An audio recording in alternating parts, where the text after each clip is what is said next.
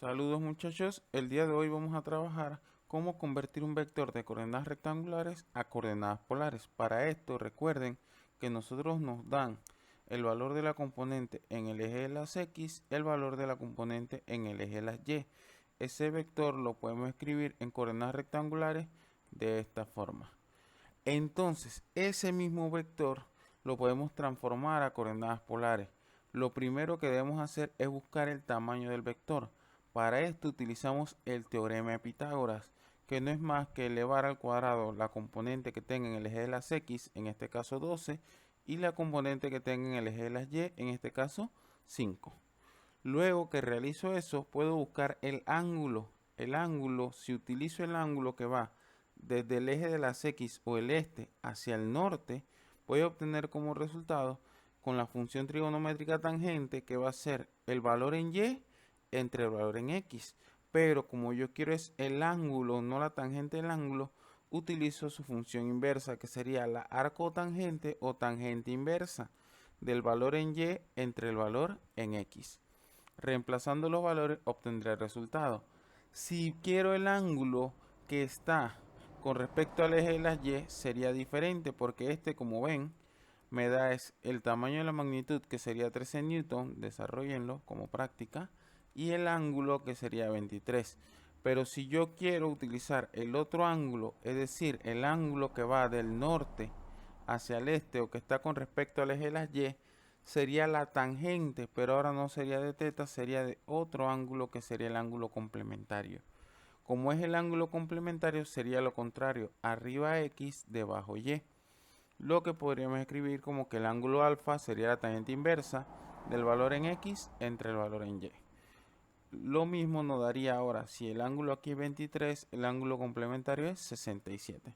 Pueden desarrollar el procedimiento para verificar los valores. Bien, a manera de ejemplo, podemos buscar las componentes del vector A. Como pueden ver, el vector A tiene 15 en X y 20 en Y. Por lo tanto, lo puedo escribir de esta forma. Si yo deseo pasarlo a coordenadas polares, lo primero que tengo que hacer es calcular la magnitud.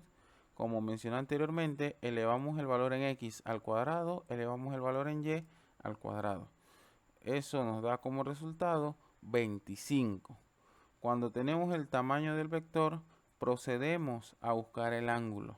Entonces, si buscamos el ángulo con respecto al eje de las X, recordarán que tenemos la tangente inversa de lo que tengo en Y entre lo que tengo en X. Por lo tanto, reemplazando los valores sería 20 metros entre 15 metros, que nos da como resultado 53 grados. Lo que significa que el vector lo puede escribir de la forma 25 metros, que es el tamaño, 53 grados al norte partiendo del este. Otro ejemplo sería el vector B. El vector B, si miramos su componente, tiene 60 en Y y menos 25 en X. Entonces podemos escribirlo de la forma siguiente. Ahora, igual que en el caso anterior, lo primero que hacemos es calcular la magnitud del vector.